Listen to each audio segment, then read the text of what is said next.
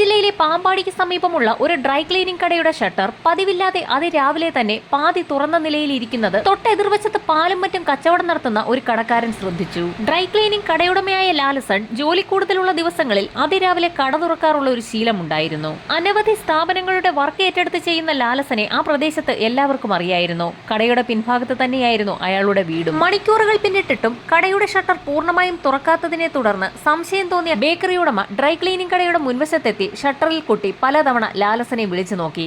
അകത്തുനിന്നും മറുപടിയൊന്നും ലഭിക്കാതെ വന്ന സാഹചര്യത്തിൽ ബേക്കറി ഉടമ ആ ഷട്ടർ മുകളിലേക്ക് ഉയർത്തി. പൊടുന്നനെയാണ് ഞെട്ടിക്കുന്ന ഒരു കാഴ്ച കണ്ടുകൊണ്ട് അയാൾ പിന്നിലേക്ക് മാറിയത്. ഡ്രൈ ക്ലീനിങ്ങിനായി കൊണ്ടുവന്ന ഡ്രസ്സുകൾ മുഴുവനും രക്തത്തിൽ കുളിച്ചു കിടക്കുന്നു. ആ തുണികൾക്കപ്പുറത്തായി രക്തത്തിൽ മുങ്ങിയ എന്തോ ഒന്ന് കിടക്കുന്നു. ഭയന്നുപോയ കടക്കാരൻ തൊട്ടപ്പുറത്തുണ്ടായിരുന്ന കടക്കാരെയും പ്രദേശവാസികളെയും ഒക്കെ വിളിച്ചു വരുത്തി. കടയ്ക്കുള്ളിൽ എന്തോ വലിയ കുഴപ്പം സംഭവിച്ചിട്ടുണ്ടെന്ന് മനസ്സിലാക്കിയ നാട്ടുകാർ ഉടൻ തന്നെ വിവരം പോലീസിനെ അറിയിച്ചു. അല്പസമയത്തിനകം തന്നെ വിവരമറിഞ്ഞ് പാമ്പാടി സ്റ്റേഷനിൽ നിന്നും ഒരു സംഘം പോലീസുകാർ സ്ഥലത്തെത്തി. കടയ്ക്കുള്ളിലേക്ക് പ്രവേശിച്ച പോലീസ് സംഘവും ഞെട്ടിപ്പിക്കുന്ന ആ കാഴ്ച കണ്ടു. രക്തത്തിൽ മുങ്ങിക്കിടക്കുന്ന തുണികൾക്കിടയിലായി ശരീരമാസകലം വെട്ടി വികൃതമാക്കിയ നിലയിൽ ഒരു ചെറുപ്പക്കാരന്റെ മൃതദേഹം കിടക്കുന്നു. അപ്പോഴാണ് കൂട്ടത്തിലുണ്ടായിരുന്ന ഒരു പോലീസുകാരൻ മറ്റൊരു കാഴ്ച കണ്ടത്. ആ കടയ്ക്കുള്ളിൽ മറ്റൊരു ഭാഗത്തായി പ്രായമുള്ള ഒരു സ്ത്രീയുടെയും പുരുഷന്റെയും മൃതദേഹം രക്തത്തിൽ കുളിച്ചു കിടക്കുന്നു. ഡെഡ് ബോഡി ഐഡന്റിഫൈ ചെയ്യുന്നതിനായി പുറത്തു നിൽക്കുന്ന 1-2 പേരെ പോലീസുകാർ അകത്തേക്ക് വിളിച്ചു. അകത്തെത്തിയവർ അപ്പോൾ തന്നെ ആ മൃതദേഹങ്ങൾ തിരിച്ചറിഞ്ഞു. മരിച്ചു കിടക്കുന്നത് ഡ്രൈ ക്ലീനിംഗ് ഷോപ്പിന്റെ തന്നെ ഉടമയായ ലാലസനും ഭാര്യ ഹെൽത്ത് ഇൻസ്പെക്ടറായ പ്രസന്നകുമാരിയും അവരുടെ മകൻ പ്രവീണുമാണ്. തറയിലുള്ള രക്തവും മൃതദേഹങ്ങളിൽ പറ്റിപ്പിടിച്ചിരിക്കുന്ന രക്തവും കട്ട പിടിച്ചിരുന്നു. ഇതിൽ നിന്നും 3 കൊലപാതകങ്ങളും നടന്നിട്ട് മണിക്കൂറുകൾ പിന്നിട്ടു എന്ന് പോലീസിന് വ്യക്തമായി. ലാലസനും കുടുംബത്തിനും പറയത്തക്ക ശത്രുക്കൾ ആരും തന്നെ ഇല്ല എന്ന് നാട്ടുകാരെ ചോദ്യം ചെയ്തതിൽ നിന്നും പോലീസിന് മനസ്സിലായി. സംഭവം അറിഞ്ഞ് മണർകാട് പോലീസ് സ്റ്റേഷനിൽ നിന്നും ഒരു സംഘം പോലീസുകാർ അവിടെ എത്തി. ഈ നിമിഷം മുതൽ അന്വേഷണ ചുമതല മണർകാട് പോലീസിനാണ്. സർക്കിൾ ഇൻസ്പെക്ടർ സാജു വർഗീസിന്റെ നിർദ്ദേശപ്രകാരം ഡോഗ് സ്ക്വാഡും ഫോറൻസിക് സംഘവും സംഭവസ്ഥലത്തെത്തി. മൃതദേഹങ്ങളിൽ മണം പിടിച്ച പോലീസ് നായ ആ കടയ്ക്കുള്ളിൽ ആകെയൊന്ന് പരതിയ ശേഷം കടയ്ക്ക് പിന്നിലെ ലാലസന്റെ വീട്ടിലേക്കാണ് ഓടിക്കയറിയത്. വീടിനകത്തെ അലമാരകളും മേശകളും ഒക്കെ വലിച്ചു തുറന്ന നിലയിലാണ്. വീടിനകത്തെ അലമാരകളും മേശവലിപ്പുകളുമെല്ലാം തുറന്നിട്ട നിലയിലായിരുന്നു. പുറത്ത് ഡ്രൈ ക്ലീനിംഗ് ഷോപ്പിന്റെ ഡ്രോയും തുറന്ന നിലയിലായിരുന്നു. വളരെ വലിയൊരു മോഷണം തന്നെ നടന്നതായി പോലീസിന് വ്യക്തമായി. ആ വീടിനകമാകെ മണം പിടിച്ച പോലീസ് നായ തിരികെ ഡ്രൈ ക്ലീനിംഗ് ഷോപ്പിലേക്ക് എത്തുകയും അവിടെ നിന്ന് കോട്ടയം ഭാഗത്തേക്ക് ഓടുകയും ചെയ്തു. അവിടെ ഒരു ഓട്ടോ സ്റ്റാൻഡിന് സമീപമെത്തിയ പോലീസ് നായ കുറെ നേരം അവിടെ തന്നെ നിന്നു. ഇതിൽ നിന്നും കുറ്റവാളി അല്ലെങ്കിൽ കുറ്റവാളികൾ കൊലപാതകം നടത്തിയതിനു ശേഷം ആ ജംഗ്ഷനിലെത്തി അവിടെ നിന്നും വാഹനത്തിൽ കയറിപ്പോയതാകാമെന്ന് പോലീസ് വിലയിരുത്തി. ആ സമയത്താണ് ഫോറൻസിക് സംഘം ഞെട്ടിക്കുന്ന ഒരു കാര്യം പോലീസിനെ അറിയിച്ചത്. കൊല ചെയ്യപ്പെട്ട പ്രസന്നകുമാരിയുടെ ഒരു ചെവി അറുത്തെടുത്ത നിലയിലായിരുന്നു. പ്രസന്നകുമാരിയുടെ ചെവിയിലുണ്ടായിരുന്ന കമ്മൽ ഊരിയെടുക്കാൻ കഴിയാത്ത സാഹചര്യത്തിലാണ് കുറ്റവാളി അവരുടെ ചെവി അറുത്തെടുത്തത്. ഈ സമയത്തായിരുന്നു ലാലസന്റെ ഇളയ മകൻ സംഭവം അറിഞ്ഞ് അവിടേക്ക് എത്തിയത്. നിലവിളിച്ച് കരഞ്ഞുകൊണ്ട് കടയ്ക്കുള്ളിലേക്ക് കയറാൻ ശ്രമിച്ച ആ ചെറുപ്പക്കാരനെ വളരെ ബുദ്ധിമുട്ടിയായിരുന്നു പോലീസ് സംഘം ആശ്വസിപ്പിച്ചത്. ശേഷം ലാലസന്റെ വീട്ടിലെത്തി നഷ്ടപ്പെട്ട സാധനങ്ങളുടെ ഒരു ലിസ്റ്റ് തന്നെ തയ്യാറാക്കി. അലമാരയ്ക്കുള്ളിൽ സൂക്ഷിച്ചിരുന്ന സ്വർണ്ണാഭരണങ്ങൾ, വാച്ചുകൾ, ടോർച്ച്, മോതിരങ്ങൾ ഇവയെല്ലാം നഷ്ടമായിട്ടുണ്ടെന്ന് ആ ചെറുപ്പക്കാരൻ മൊഴി നൽകി. ഇതിനു പുറമെ പ്രസന്നകുമാരിയുടെ ശരീരത്തിലുണ്ടായിരുന്ന മുഴുവൻ ആഭരണങ്ങളും മിസ്സായിട്ടുണ്ടെന്ന് മനസ്സിലായി. അലമാരകളിലും മേശവലിപ്പുകളിലും സൂക്ഷിച്ചിരുന്ന പണവും നഷ്ടമായിട്ടുണ്ട്. വളരെ വിപുലമായ ഒരു മോഷണം തന്നെയാണ് അവിടെ നടന്നത്. ലാലസനെ കുടുംബത്തെക്കുറിച്ചും ഡ്രൈ ക്ലീനിംഗ് കടയെക്കുറിച്ചുമുള്ള കൂടുതൽ വിവരങ്ങൾ പ്രദേശവാസികളോടും തൊട്ടപ്പുറത്തുണ്ടായിരുന്ന കടക്കാരോടുമൊക്കെ പോലീസ് തിരക്കി തുടങ്ങി. ഈ സമയത്താണ് ലാലസന്റെ ഡ്രൈ ക്ലീനിംഗ് കടയിൽ ഒരു ജോലിക്കാരൻ ഉണ്ടായിരുന്നതായി ബേക്കറി ഉടമ പോലീസിന് മൊഴി നൽകിയത്. ഏകദേശം 9 മണിയോടുകൂടി എല്ലാ ദിവസവും അയാൾ ജോലിക്കെത്തുന്നതാണ്. എന്നാൽ ഇന്ന് ഈ സമയം വരെ അയാൾ എത്തിയിട്ടില്ല. ജോലിക്കാരനെ കുറിച്ചുള്ള കൂടുതൽ വിവരങ്ങൾ ലാലസന്റെ ഇളയ മകനോട് പോലീസ് ചോദിച്ചു. ജയ്സിംഗ് എന്നാണ് ആ ജോലിക്കാരന്റെ പേര്. ഉത്തർപ്രദേശിലെ മധുരയാണ് അയാളുടെ സ്വദേശം. ഏകദേശം 2 മാസക്കാലം മാത്രമേ ആയിട്ടുള്ളൂ അയാൾ അവിടെ ജോലിക്കെത്തിയിട്ട്. ഈ സമയം ഇൻക്വസ്റ്റ് നടപടികൾ പൂർത്തിയാക്കിയ ശേഷം മൃതദേഹങ്ങൾ പോസ്റ്റ്മോർട്ടത്തിനായി ഷിഫ്റ്റ് ചെയ്തു. അന്ന് വൈകുന്നേരം തന്നെ CI സംഘവും അതുവരെ ശേഖരിച്ച എല്ലാ വിവരങ്ങളും കേസ് ഫയലിൽ രേഖപ്പെടുത്തി. മോഷണ ശ്രമത്തിനിടയിലുള്ള കൊലപാതകമാണെന്നാണ് പ്രാഥമിക വിലയിരുത്തൽ. അന്വേഷണത്തിന്റെ ആദ്യഘട്ടമെന്നോണം കൊല്ലപ്പെട്ട 3 പേരുടെയും ഫോൺ രേഖകൾ പരിശോധിക്കുന്നതിനായി സൈബർ സെല്ലിന് നിർദ്ദേശം നൽകി. കോട്ടയം മെഡിക്കൽ കോളേജിൽ പോസ്റ്റ്മോർട്ടം നടപടികൾ പൂർത്തീകരിച്ച ഡോക്ടർമാർ വളരെ വിശദമായ ഒരു റിപ്പോർട്ട് തന്നെയാണ് പോലീസിന് നൽകിയത്. അതിൽ ഞെട്ടിക്കുന്ന ഒരു കാര്യം പ്രവീണിന്റെ പോസ്റ്റ്മോർട്ടം റിപ്പോർട്ടായിരുന്നു. കൊല്ലപ്പെടുന്ന സമയത്ത് പ്രവീണിന്റെ ശരീരത്തിൽ അതിശക്തമായി വൈദ്യുതാഘാതം ഏൽപ്പിച്ചിരുന്നു. അതോടൊപ്പം തന്നെ പ്രവീണിന്റെ മുഖത്ത് ആസിഡ് ഒഴിച്ച് പൊള്ളിച്ചിട്ടുമുണ്ട്. ഡ്രൈ ക്ലീനിംഗ് ആവശ്യത്തിനായി കരുതിയ ആസിഡാണ് പ്രവീണിന്റെ മുഖത്തൊഴിച്ചിരിക്കുന്നത്. അതിനുശേഷമാണ് അയാളെ വെട്ടി കൊലപ്പെടുത്തിയിരിക്കുന്നത്. രാത്രി ഏകദേശം 11:30ക്കും 12:30ക്കും ഇടയിലാണ് 3 കൊലപാതകങ്ങളും നടന്നിരിക്കുന്നത്. ഈ സമയത്താണ് സൈബർ സെല്ലിൽ നിന്നും പോലീസ് സ്റ്റേഷനിലേക്ക് ഒരു ഫോൺ കോൾ എത്തിയത്. 3 പേരുടെയും ഫോൺ രേഖകൾ പരിശോധിച്ചതിൽ നിന്നും അസ്വാഭാവികമായി ഒന്നും തന്നെ കണ്ടെത്താനായില്ല. എന്നാൽ അതിൽ 2 ഫോണിലേക്ക് ഒരു നമ്പറിൽ നിന്നും കൊലപാതകങ്ങൾ നടക്കുന്നതിന് മുൻപ് കോൾ വന്നിട്ടുണ്ട്. ലാലസിന്റെയും പ്രവീണിന്റെയും ഫോണിലേക്ക് ഒരു ഹരിശങ്കർ ആയിരുന്നു കൊലപാതകങ്ങൾക്ക് മുൻപ് വിളിച്ചിട്ടുള്ളത്. കിംസ് ഹോസ്പിറ്റലിൽ വർക്ക് ചെയ്യുന്ന ഹരിശങ്കറിനെ ഉടൻ തന്നെ പോലീസ് ബന്ധപ്പെട്ടു. അയാൾ നടന്ന സംഭവങ്ങളെല്ലാം പോലീസിനോട് വ്യക്തമാക്കി. ഹോസ്പിറ്റലിന്റെ ഭാഗമായുള്ള തുണികളെല്ലാം തന്നെ ലാലസിന്റെ കടയിലായിരുന്നു ഡ്രൈ ക്ലീനിങ്ങിനായി നൽകുന്നത്. രാത്രി 10 മണിയായിട്ടും തുണികൾ എത്തിക്കാത്ത സാഹചര്യത്തിലായിരുന്നു ഹരിശങ്കർ പ്രവീണിന്റെ ഫോണിലേക്ക് വിളിച്ചത്. എന്നാൽ ഫോൺ എടുത്തയാൾ ഹിന്ദിയിൽ എന്തോ സംസാരിച്ചതായാണ് ഹരിശങ്കർ പോലീസിനോട് പറഞ്ഞത്. അതൊന്നും മനസ്സിലാകാതെ ഇരുന്ന ഹരിശങ്കർ ഉടൻ തന്നെ ലാലസിനെ വിളിച്ചു. ലാലസിനെ വിളിച്ച സമയത്ത് 40 മിനിറ്റിനകം തുണികൾ എത്തിച്ചു നൽകാമെന്ന് അയാൾ മറുപടിയും നൽകി. രാത്രി 10 മണിക്ക് ശേഷം പ്രവീണിനെ വിളിച്ചപ്പോൾ ഏതോ ഹിന്ദിക്കാരൻ ഫോൺ അറ്റൻഡ് ചെയ്തു എന്ന് മനസ്സിലാക്കിയ പോലീസ് സംഘം ഉടൻ തന്നെ ആ ഡ്രൈ ക്ലീനിംഗ് ഷോപ്പിന് സമീപം എത്തുകയും പ്രവീണിന്റെ അനുജനെ ചോദ്യം ചെയ്യുകയും ചെയ്തു. ചോദ്യം ചെയ്യലിൽ നിന്നും അവരുടെ കടയിൽ ജോലിക്ക് നിൽക്കുന്ന ഹിന്ദിക്കാരനായ ജയ്സിംഗ് ആയിരിക്കാം ഒരുപക്ഷെ ഫോൺ എടുത്തതെന്ന് മനസ്സിലായി. ജയ്സിംഗ് അല്ലാതെ മറ്റ് ഹിന്ദി സംസാരിക്കുന്ന സുഹൃത്തുക്കളൊന്നും പ്രവീണിനില്ല എന്നുകൂടി അനുജൻ പറഞ്ഞപ്പോൾ പോലീസ് ആ സംശയം ഉറപ്പിച്ചു. അതുമാത്രവുമല്ല, കൊലപാതകം നടന്ന് സമയം ഇത്രയായിട്ടും ജയ്സിംഗ് ഇതുവരെ ആ കടയിലേക്ക് എത്തിയതുമില്ല. പോലീസ് സംഘം പ്രവീണിന്റെ ഫോണിനായി വീടിനുള്ളിലും കടയിലുമൊക്കെ പരിശോധന നടത്തി. അവിടെയെങ്ങും ഫോൺ കാണാത്ത സാഹചര്യത്തിൽ സൈബർ സെല്ലിൽ വിളിച്ച് ഫോണിന്റെ നിലവിലെ ലൊക്കേഷൻ ഡീറ്റെയിൽസ് എടുക്കാൻ ആവശ്യപ്പെട്ടു. ഏതാനും നിമിഷങ്ങൾക്കകം തന്നെ സൈബർ സെല്ലിൽ നിന്നും സിഐയുടെ ഫോണിലേക്ക് കോൾ വന്നു. പ്രവീണിന്റെ ഫോൺ സ്വിച്ച്ഡ് ഓഫ് ആണ്. സ്വിച്ച്ഡ് ഓഫ് ആയിരിക്കുന്നത് തിരുവനന്തപുരത്ത് വെച്ചാണ്. കോട്ടയത്തെ വീട്ടിലുണ്ടായിരുന്ന ഫോൺ എങ്ങനെ തിരുവനന്തപുരത്തെത്തി? പോലീസിന്റെ സംശയം നീളുന്നത് ജയ്സിംഗിലേക്കായിരുന്നു. ലാലസിനെയും കുടുംബത്തെയും കൊലപ്പെടുത്തിയ ശേഷം സ്വർണവും പണവുമായി ജോലിക്കാരനായ ജയ്സിംഗ് കടന്നുകളഞ്ഞതാകാമെന്ന് പോലീസ് സംശയിച്ചു. എങ്കിൽ പോലും അത്യാവശ്യം ആരോഗ്യവും വലിപ്പവുമൊക്കെയുള്ള 3 പേരെ ഒരുമിച്ച് ജയ്സിംഗിനെ പോലെ ഒരാൾക്ക് കൊലപ്പെടുത്താൻ കഴിയുമോ എന്നായിരുന്നു നാട്ടുകാരുടെ സംശയം. ഒരു കരച്ചിലോ നിലവിളി ശബ്ദമോ ഒന്നും ആ നാട്ടുകാർ കേട്ടിട്ടില്ല. ഒരുപക്ഷെ കൊലപാതകത്തിന് പിന്നിൽ നിരവധി പേരുണ്ടാകുമെന്ന് പോലും പോലീസ് കരുതി. ഈ ചർച്ചകൾ നീളുന്ന സമയത്ത് ഡിവൈഎസ്പി സംഘവും സ്ഥലത്തെത്തി. ജയ്സിംഗ് ആണ് കൊല നടത്തിയതെങ്കിൽ കൃത്യം നടത്തിയ ശേഷം അയാൾ തിരുവനന്തപുരത്തേക്ക് എന്തിനാണ് പോയത്? കോട്ടയത്ത് നിന്ന് എറണാകുളത്തേക്ക് പോകുന്നതിന് പകരം എന്തുകൊണ്ടായിരിക്കാം അവൻ തിരുവനന്തപുരത്തേക്ക് പോയതെന്നുള്ള ചോദ്യമായിരുന്നു പോലീസിനിടയിൽ സംശയമുണ്ടാക്കിയത്. എന്നിരുന്നാലും ഡിവൈഎസ്പിയുടെ നേതൃത്വത്തിൽ തന്നെ CIS സംഘവും ജയ്സിംഗിനെ പിടികൂടുന്നതിനായി ഉത്തർപ്രദേശിലേക്ക് തിരിച്ചു. ഉത്തർപ്രദേശിലെത്തിയ പോലീസ് സംഘം നേരെ മധുര സ്റ്റേഷനിലെത്തി SP-യെ കണ്ടു. കോട്ടയത്ത് 3 പേരെ കൊലപ്പെടുത്തിയ ശേഷം ജയ്സിംഗ് എന്ന വ്യക്തി ഉത്തർപ്രദേശിലെ മധുരയിലേക്ക് എത്തിയിട്ടുണ്ടെന്ന് പോലീസ് പറഞ്ഞപ്പോൾ മധുര SP ജയ്സിംഗിന്റെ ഫോൺ നമ്പറും മറ്റു വിവരങ്ങളുമൊക്കെ കേരള പോലീസിനോട് ചോദിച്ചു. ഡ്രൈ ക്ലീനിംഗ് ഷോപ്പിൽ നടത്തിയ പരിശോധനയിൽ നിന്നും ജയ്സിംഗിന്റെ ID കാർഡും മൊബൈൽ നമ്പറുമൊക്കെ പോലീസിന് ലഭിച്ചിരുന്നു. ആ ഡീറ്റെയിൽസ് എല്ലാം തന്നെ മധുര പോലീസിന് കൈമാറി. ജയ്സിംഗിന്റെ മൊബൈൽ ഫോൺ കേന്ദ്രീകരിച്ചുള്ള സൈബർ സെല്ലിന്റെ പരിശോധനയിൽ കോട്ടയം മുതൽ തന്നെ ആ ഫോൺ സ്വിച്ച്ഡ് ഓഫ് ആണെന്ന് മനസ്സിലായി. ഇതോടൊപ്പം തന്നെ മധുര SP അവിടുത്തെ പോലീസ് സംഘത്തിന് മറ്റൊരു നിർദ്ദേശം നൽകി. ജയ്സിംഗിന്റെ സിം കാർഡ് കേന്ദ്രീകരിച്ച് ഒരു അന്വേഷണം നടത്തുക. അതിൽ നിന്നും ജയ്സിംഗിന്റെ അഡ്രസ് കണ്ടുപിടിക്കുക. അന്വേഷണത്തിൽ മൊബൈൽ നമ്പറും ID കാർഡും എന്തിന് ആ പേര് പോലും ഫേക്ക് ആണെന്ന് കണ്ടെത്തി. ശരിക്കും അപരിചിതനായ ഒരു വ്യക്തി ജയ്സിംഗ് എന്ന പേരിൽ ഒരു കള്ള ID കാർഡ് ഉണ്ടാക്കി കോട്ടയത്ത് ഡ്രൈ ക്ലീനിംഗ് കടയിൽ 2 മാസത്തോളം ജോലി ചെയ്യുകയായിരുന്നു. ID കാർഡുകൾ വാങ്ങിവെച്ച ശേഷമാണ് സാധാരണയായി അന്യസംസ്ഥാന തൊഴിലാളികൾക്ക് ജോലി കൊടുക്കുക. ലാലസനും അത് തന്നെയായിരുന്നു ചെയ്തത്. പക്ഷേ അത് തീർത്തും വ്യാജമാണെന്ന് ഇപ്പോഴാണ് തെളിയുന്നത്. ജയ്സിംഗിനെ തിരിഞ്ഞ് ഉത്തർപ്രദേശിലെത്തിയ കേരള പോലീസ് ആകെ വലഞ്ഞു. ഈ സമയത്താണ് തിരുവനന്തപുരം സൈബർ സെല്ലിൽ നിന്നും CI സാജു വർഗീസിന്റെ ഫോണിലേക്ക് ഒരു കോൾ എത്തുന്നത്. പ്രവീണിന്റെ മൊബൈൽ ഉത്തർപ്രദേശിലെ ഫിറോസാബാദ് ജില്ലയിൽ ആക്റ്റീവ് ആയിരിക്കുന്നു. അതോടൊപ്പം തന്നെ മറ്റൊരു വിവരം കൂടി ലഭിച്ചു.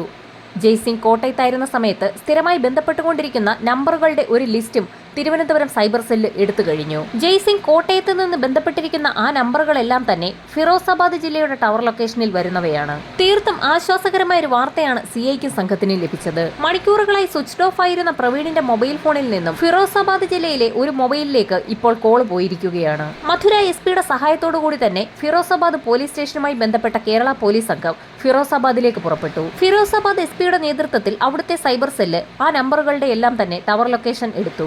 ജയ്സിംഗിന്റെ സുഹൃത്തുക്കളുടെ നമ്പറുകളുടെ ഒരു ലിസ്റ്റ് തന്നെയാണ് ഇപ്പോൾ പോലീസിന്റെ കയ്യിലിരിക്കുന്നത്. എന്നാൽ ആ നമ്പറുകളിലേക്ക് ഏതെങ്കിലും കാരണവശാൽ പോലീസ് ബന്ധപ്പെട്ടു എന്നറിഞ്ഞാൽ ജയ്സിംഗ് അവിടെ നിന്ന് മുങ്ങാൻ സാധ്യതയുണ്ട്. അതുകൊണ്ട് തന്നെ ഫോണിലൂടെ ബന്ധപ്പെടാതെ ആ നമ്പറുകളുടെയൊക്കെ ഉടമകളെ കണ്ടെത്തണം. ഫിറോസാബാദിലുള്ള ഏതോ ഒരു സുഹൃത്തുമായി ബന്ധപ്പെടാൻ വേണ്ടി മാത്രമായിരുന്നു ജയ്സിംഗ് പ്രവീണിന്റെ മൊബൈൽ ഫോൺ ഓൺ ആക്കിയത്. കോൾ വിളിച്ച ശേഷം തന്നെ അയാൾ അത് സ്വിച്ച് ഓഫ് ആക്കി വെക്കുകയും ചെയ്തു. ജയ്സിംഗ് കോൺടാക്ട് ചെയ്ത സുഹൃത്തിന്റെ ടവർ ലൊക്കേഷൻ ട്രാക്ക് ചെയ്ത സൈബർ പോലീസ് ആ സുഹൃത്തിന്റെ മുഴുവൻ ഡീറ്റെയിൽസും ഫിറോസാബാദ് എസ് പിക്ക് കൈമാറി. ആ സുഹൃത്തിനെ കസ്റ്റഡിയിലെടുക്കുന്നതിനായി ഒരു സംഘം പോലീസുകാരെ ഫിറോസാബാദ് എസ് പി കേരള പോലീസിനൊപ്പം അയച്ചു. സൈബർ സെൽ കൈമാറിയ അഡ്രസ് അനുസരിച്ച് പോലീസ് സംഘം ആ സുഹൃത്തിന്റെ വീട്ടിലെത്തുകയും വിവരം അയാളെ ധരിപ്പിക്കുകയും ചെയ്തു. ശേഷം പോലീസിന്റെ കൈവശമുണ്ടായിരുന്ന ജയ്സിംഗിന്റെ നമ്പറിലേക്ക് സുഹൃത്തിന്റെ ഫോണിൽ നിന്നും വിളിച്ചു നോക്കി. ആ സമയത്ത് സുഹൃത്തിന്റെ ഫോണിൽ ജയ്സിംഗ് എന്നതിന് പകരം നരേന്ദ്രൻ എന്ന പേരെഴുതി വരുന്നതാണ് പോലീസ് കണ്ടത്. ഇതിൽ നിന്ന് ഒരു കാര്യം വ്യക്തമായി. നരേന്ദ്രൻ എന്ന വ്യക്തി ജയ്സിംഗ് എന്ന കള്ളപ്പേരിലായിരുന്നു കോട്ടയത്തെത്തി ഇത്രയും കാലം ജോലി ചെയ്തത്. ജയ്സിംഗ് എന്ന നരേന്ദ്രനെ കുറിച്ച് കൂടുതൽ കാര്യങ്ങൾ സുഹൃത്തിൽ നിന്നും പോലീസ് മനസ്സിലാക്കി. 2 മാസങ്ങൾക്ക് മുൻപ് നരേന്ദ്രൻ കേരളത്തിലേക്ക് ജോലിക്ക് പോയതാണ്. കഴിഞ്ഞ ഏതാനും ദിവസങ്ങൾക്ക് മുൻപാണ് മടങ്ങിയെത്തിയത്. അച്ഛനും സഹോദരനും മാത്രമാണ് അയാൾക്കുള്ളത്. ഫിറോസാബാദിലേക്ക് മടങ്ങിയെത്തിയ ശേഷം തന്നെ വിളിച്ചിരുന്നതായും ആ സുഹൃത്ത് വ്യക്തമാക്കി. എന്നാൽ തിരികെ ആ നമ്പറിലേക്ക് വിളിച്ചപ്പോൾ നരേന്ദ്രൻ കോൾ എടുത്തില്ല എന്നുകൂടി സുഹൃത്ത് പോലീസിനെ അറിയിച്ചു. സുഹൃത്തിന്റെ സഹായത്തോടുകൂടി പോലീസ് സംഘം ഫിറോസാബാദിലെ ന്യൂ അംതേക്കർ കോളനിയിലുള്ള നരേന്ദ്രന്റെ വീട്ടിലേക്കെത്തി. അതൊരു ചേരി പ്രദേശമായിരുന്നു. പോലീസ് സംഘം നരേന്ദ്രന്റെ വീട് വളഞ്ഞ ശേഷം സുഹൃത്തിനോട് വാതിലിൽ മുട്ടി വിളിക്കാൻ ആവശ്യപ്പെട്ടു. സുഹൃത്തിന്റെ വിളി കേട്ട് വാതിൽ തുറന്നെത്തിയത് സാക്ഷാൽ നരേന്ദ്രൻ തന്നെയായിരുന്നു. ആ നിമിഷം തന്നെ പോലീസ് സംഘം അയാളെ കസ്റ്റഡിയിലെടുത്തു. മോഷ്ടാക്കളുടെയും കൊലപാതകികളുടെയും ഗുണ്ടകളുടെയും ഒക്കെ ഒരു കേന്ദ്രം തന്നെയായിരുന്നു ന്യൂ അംതേക്കർ കോളനി. ഫിറോസാബാദ് പോലീസ് സ്റ്റേഷനിലെ ഫോർമാലിറ്റികളെല്ലാം പൂർത്തിയാക്കിയ കേരള പോലീസ് നരേന്ദ്രനുമായി കോട്ടയത്തെത്തി. കോട്ടയം പോലീസ് ക്ലബ്ബിൽ വെച്ച് അയാളെ ചോദ്യം ചെയ്തപ്പോൾ വളരെ വിചിത്രമായ ഒരു കഥയാണ് നരേന്ദ്രൻ പോലീസിനോട് പറഞ്ഞത്. തന്നെ കോട്ടയത്ത് നിന്നും ബലമായി ആരോ വാഹനത്തിൽ തട്ടിക്കൊണ്ടു പോയതാണെന്നായിരുന്നു അയാളുടെ ആദ്യത്തെ മൊഴി. എന്നാൽ അധികം നേരം പോലീസുകാർക്ക് മുൻപിൽ പിടിച്ചു നിൽക്കാൻ നരേന്ദ്രന് കഴിഞ്ഞില്ല. കാരണം അയാൾ കോട്ടയത്ത് നിന്നും ഓട്ടോറിക്ഷയിൽ പോകുന്നതും ബസ്സിൽ കയറുന്നതുമൊക്കെ CCTV ദൃശ്യങ്ങളിൽ പതിഞ്ഞിരുന്നു. ആ ദൃശ്യങ്ങളൊക്കെ പോലീസ് സംഘം നരേന്ദ്രനെ കാണിച്ചപ്പോൾ അവന്റെ കൂടെ ആരും ഉണ്ടായിരുന്നില്ല എന്നുള്ളത് വ്യക്തമായി. കള്ളങ്ങളൊന്നും വിലപ്പോകില്ല എന്ന് മനസ്സിലാക്കിയ നരേന്ദ്രൻ എല്ലാ സത്യങ്ങളും പോലീസിനോട് പറഞ്ഞു തുടങ്ങി. ഡ്രൈ ക്ലീനിംഗ് ഷോപ്പിൽ നേരത്തെ ഉണ്ടായിരുന്ന ജീവനക്കാരൻ പിരിഞ്ഞു പോയ സമയത്ത് ലാലസൻ പത്രത്തിൽ ഒരു പരസ്യം നൽകിയിരുന്നു. പത്രപരസ്യം കണ്ടതിന്റെ അടിസ്ഥാനത്തിലാണ് നരേന്ദ്രൻ കോട്ടയത്തെ ലാലസന്റെ കടയിൽ ജോലിക്കെത്തിയത്. നരേന്ദ്രനെ പോലെയുള്ള ആളുകൾ ഫിറോസാബാദിലെ അംതേക്കർ കോളനിയിൽ നിന്നും ജോലിക്കായി പുറത്തു പോകുമ്പോൾ അവരുടെ കൈവശം വ്യാജ ID കാർഡുകൾ ഉണ്ടാകും. അവിടെ നിന്ന് ജോലിക്കിറങ്ങുന്ന സംഘം ഇന്ത്യയുടെ വിവിധ ഭാഗങ്ങളിലെത്തി ജോലി ചെയ്യുകയും മോഷണം നടത്താൻ കിട്ടുന്ന അവസരങ്ങളിൽ അത് പാഴാക്കാതെ ഉപയോഗപ്പെടുത്തുകയും ചെയ്യും. പിടിക്കപ്പെടാതിരിക്കുന്നതിനായാണ് വ്യാജ ID കാർഡുകളും മൊബൈൽ നമ്പറുകളും ഇവർ സ്ഥിരമായി ഉപയോഗിക്കുന്നത്. ഓരോ സ്ഥലത്തും ഓരോ പേരും വ്യാജ ID കാർഡുകളുമാണ് ഇവർ ഉപയോഗിക്കുക. കോട്ടയത്ത് ജോലിക്കെത്തിയ നരേന്ദ്രൻ താൻ വിവാഹിതനാണെന്നും കുട്ടികളുണ്ടെന്നും വലിയൊരു കുടുംബത്തിന്റെ ഏക അത്താണി താനാണെന്നുമൊക്കെ പറഞ്ഞ് വിശ്വസിപ്പിച്ചായിരുന്നു ജോലിയിൽ പ്രവേശിച്ചത്. ജോലി ചെയ്യിപ്പിക്കുന്നതിൽ കർക്കശക്കാരനായ ലാലസൺ ജോലിയിൽ ഉഴപ്പുവരുത്തുന്ന നരേന്ദ്രനെ വഴക്ക് പറയുന്നത് പതിവായിരുന്നു. അങ്ങനെയിരിക്കെ ഒരു ദിവസം ലാലസന് ഒരു പണി കൊടുക്കണമെന്ന് തന്നെ നരേന്ദ്രൻ തീരുമാനിച്ചു. സംഭവം നടന്ന ദിവസം രാത്രിയിൽ കിംസ് ഹോസ്പിറ്റലിൽ നിന്നും കൊടുത്തയച്ച വസ്ത്രങ്ങൾ വൃത്തിയാക്കിയ ശേഷം ലാലസൻ വീട്ടിലേക്ക് പോയിരുന്നു. ഈ സമയത്ത് അവിടെ എത്തിയ നരേന്ദ്രൻ കാണുന്നത് കടയുടെ ഷട്ടർ പകുതി താഴ്ത്തിയിട്ടിരിക്കുന്നതാണ്. താഴ്ത്തിയിട്ടിരിക്കുന്ന ഷട്ടറിനടിയിലൂടെ കടയ്ക്കുള്ളിലേക്ക് നോക്കിയ നരേന്ദ്രൻ കാണുന്നത് അവിടെ മദ്യപിച്ച് ബോധമില്ലാതെ ഇരിക്കുന്ന പ്രവീണിനെയാണ്. ഷട്ടറിന്റെ ഉയർത്തിവെച്ച ഭാഗത്തിനടിയിൽ കൂടി കടയ്ക്കുള്ളിലേക്ക് നരേന്ദ്രൻ കയറി ചെന്നതുപോലും പ്രവീൺ അറിഞ്ഞില്ല. ഈ സമയത്താണ് മേശയുടെ ഡ്രോ തുറന്നിരിക്കുന്നതും അതിൽ പണം ഇരിക്കുന്നതും നരേന്ദ്രന്റെ ശ്രദ്ധയിൽപ്പെടുന്നത്. പ്രവീൺ അബോധാവസ്ഥയിലാണ്. വീട്ടിലുള്ള മറ്റുള്ളവർ കൂടി ഉറങ്ങിയോ എന്നറിയുന്നതിനായി കടയ്ക്ക് പിൻവശത്തുള്ള ലാലസന്റെ വീടിന്റെ ഭാഗത്തേക്ക് നരേന്ദ്രൻ പോയി. അവിടെ ജനാലയിലൂടെ നോക്കിയപ്പോൾ ഹാളിനുള്ളിൽ ചാരിയിരുന്നുറങ്ങുന്ന ലാലസനെയും കണ്ടു. ആ അവസരം വിനിയോഗിക്കാൻ തീരുമാനിച്ച നരേന്ദ്രൻ തൊട്ടപ്പുറത്തുണ്ടായിരുന്ന വീടിനോട് ചേർന്നുള്ള ചായ്പിലെത്തി അവിടെ നിന്നും ഒരു കോടാലി എടുത്തുകൊണ്ട് നേരെ കടയിലേക്ക് എത്തുകയും ബോധമില്ലാതെ കടയിലിരിക്കുന്ന പ്രവീണിന്റെ തലയിലേക്ക് ആഞ്ഞു വെട്ടുകയും ചെയ്തു. വെട്ടേറ്റ് പ്രവീൺ താഴെ വീണു. വീണ്ടും അയാളുടെ ശരീരം വെട്ടിമുറിച്ചു. പ്രവീൺ മരിച്ചു കാണുമെന്ന് കരുതി പുറത്തിറങ്ങിയ നരേന്ദ്രൻ കൈയും കാലുമൊക്കെ കഴുകി വൃത്തിയാക്കിയ ശേഷം താഴെയുള്ള അവരുടെ വീട്ടിലേക്ക് എത്തുകയും പ്രസന്നകുമാരിയെ വിളിച്ചുണർത്തുകയും ചെയ്തു. കിംസ് ഹോസ്പിറ്റലിൽ നിന്നും കോൾ വന്നിട്ടുണ്ടെന്ന് പറഞ്ഞുകൊണ്ടായിരുന്നു പ്രസന്നകുമാരിയെ നരേന്ദ്രൻ കടയിലേക്ക് വിളിപ്പിച്ചത്. കടയ്ക്കുള്ളിലേക്ക് കയറിയ പ്രസന്നകുമാരിയെ പിന്നിൽ നിന്നും നരേന്ദ്രൻ കോടാലി കൊണ്ട് വെട്ടി വീഴ്ത്തി. വാ തുറന്നുറക്കെ കരയാൻ പോലും കഴിയാതെ പ്രസന്നകുമാരി അവിടെ തന്നെ മരിച്ചു വീണു. അവരുടെ മൃതദേഹം അവിടെ നിന്ന് വലിച്ച് ഒരു മൂലയിലേക്ക് മാറ്റിയിട്ട ശേഷം കൈയും കാലുമൊക്കെ കഴുകി വൃത്തിയാക്കിയ നരേന്ദ്രൻ ലാലസന്റെ വീട്ടിലേക്ക് എത്തുകയും കിംസ് ഹോസ്പിറ്റലിലേക്ക് കൊണ്ടുപോകുന്നതിനായുള്ള തുണികൾ വൃത്തിയാക്കി പായ്ക്ക് ചെയ്തു വെച്ച വിവരം അറിയിക്കുകയും ചെയ്തു. ഇതിന് തൊട്ടു മുൻപായിരുന്നു കിംസ് ഹോസ്പിറ്റലിൽ നിന്നും ഹരിശങ്കർ എന്ന വ്യക്തി ഹോസ്പിറ്റലിൽ നിന്നും നൽകിയ തുണിയുടെ വിവരം അന്വേഷിക്കാനായി വിളിച്ചത്. ഹോസ്പിറ്റലിലേക്ക് കൊണ്ടുപോകുന്നതിനുള്ള തുണികളൊക്കെ പാക്ക് ചെയ്ത് വെച്ചതായി നരേന്ദ്രൻ അറിയിച്ചതിനെ തുടർന്നായിരുന്നു ലാലസൻ കടയിലേക്ക് എത്തിയത്. പ്രസന്നകുമാരിയെയും പ്രവീണിനെയും അടിച്ചു വീഴ്ത്തിയതുപോലെ തന്നെ കടയ്ക്കുള്ളിലേക്ക് കയറിയ ലാലസനെ പിന്നിൽ നിന്ന് നരേന്ദ്രൻ അടിച്ചു വീഴ്ത്തി. ലാലസന്റെ മരണമുറപ്പിക്കുന്നതിനായി നരേന്ദ്രൻ അയാളുടെ ശരീരം മുഴുവൻ വെട്ടിനുറുക്കി. ഈ സമയത്താണ് പ്രവീണിന്റെ ശരീരത്തിന് അനക്കമുണ്ടെന്ന് നരേന്ദ്രൻ തിരിച്ചറിയുന്നത്. ഈ സമയത്ത് കടയിലുണ്ടായിരുന്ന ഡ്രൈ ക്ലീനിംഗ് ആവശ്യത്തിനായി വെച്ചിരുന്ന ആസിഡ് എടുത്ത് പ്രവീണിന്റെ മുഖത്തെ കുഴിക്കുകയായിരുന്നു. പ്രവീണിന്റെ മരണം ഉറപ്പാക്കുന്നതിനായി അവിടെ കണ്ട 2 വയറുകൾ പ്ലഗിലേക്ക് കൊടുത്ത് വയറിന്റെ ഒരറ്റം പ്രവീണിന്റെ പുറത്ത് വെച്ച് ഷോക്കടിപ്പിക്കുകയും ചെയ്തു. അങ്ങനെയായിരുന്നു പ്രവീൺ മരണപ്പെട്ടത്. 3 പേരുടെയും മരണം ഉറപ്പാക്കിയ നരേന്ദ്രൻ ഡ്രൈ ക്ലീനിംഗ് ഷോപ്പിലെ മേശവലിപ്പിലുണ്ടായിരുന്ന പണം കൈക്കലാക്കി. അതിനുശേഷം പ്രസന്നകുമാരിയുടെ ശരീരത്തിലുണ്ടായിരുന്ന ആഭരണങ്ങൾ ഓരോന്നായി അഴിച്ചെടുത്തു. കൂട്ടത്തിൽ ഒരു കാതിലെ കമ്മൽ അഴിച്ചെടുക്കാൻ കഴിയാതെ വന്ന സാഹചര്യത്തിലായിരുന്നു നരേന്ദ്രൻ ഡ്രൈ ക്ലീനിംഗ് ഷോപ്പിനകത്തുണ്ടായിരുന്ന കത്തി ഉപയോഗിച്ച് പ്രസന്നകുമാരിയുടെ ചെവി മുറിച്ചെടുത്തത്. അവിടെ നിന്നും പുറത്തിറങ്ങിയ നരേന്ദ്രൻ പിന്നിലുള്ള ലാലസന്റെ വീട്ടിലെത്തുകയും മുറിക്കകത്തുണ്ടായിരുന്ന ഒരു ട്രോളി ബാഗ് കൈവശപ്പെടുത്തി അലമാരികൾ തുറന്ന് സ്വർണവും പണവുമെല്ലാം ആ ട്രോളി ബാഗിനുള്ളിലേക്ക് നിറയ്ക്കുകയും ചെയ്തു. പോലീസിനെ തെറ്റിദ്ധരിപ്പിക്കുന്നതിനായി അലമാരിയിലുണ്ടായിരുന്ന ചില ഫയലുകൾ കൂടി നരേന്ദ്രൻ കൈവശപ്പെടുത്തി. അവിടെ നിന്ന് പുറത്തിറങ്ങിയ നരേന്ദ്രൻ ഡ്രൈ ക്ലീനിംഗ് ഷോപ്പിനുള്ളിലേക്ക് കടന്നെത്തുകയും പ്രവീണിന്റെ പോക്കറ്റിലുണ്ടായിരുന്ന അയാളുടെ ഫോൺ കൈവശപ്പെടുത്തിയത് ശേഷം അവിടെ നിന്ന് കോട്ടയം ഭാഗത്തേക്ക് അതുവഴി വന്ന ഒരു ഓട്ടോയിൽ കയറി പോവുകയും ചെയ്തു. ഉത്തർപ്രദേശിലെ നരേന്ദ്രന്റെ വീട് സെർച്ച് ചെയ്ത പോലീസ് സംഘത്തിന് ലാലസന്റെ വീട്ടിൽ നിന്ന് മോഷണം പോയ സ്വർണ്ണാഭരണങ്ങൾ അവിടെ നിന്നും കണ്ടെത്താനായി. ഇതോടൊപ്പം തന്നെ പ്രസന്നകുമാരിയുടെ അറുത്തെടുക്കപ്പെട്ട നിലയിലുള്ള ഒരു ചെവിയും അവിടെ നിന്ന് കിട്ടി. 90 ദിവസത്തിനകം തന്നെ കേസ് പൂർത്തിയാക്കി കുറ്റപത്രം കോടതിയിൽ സമർപ്പിച്ചു.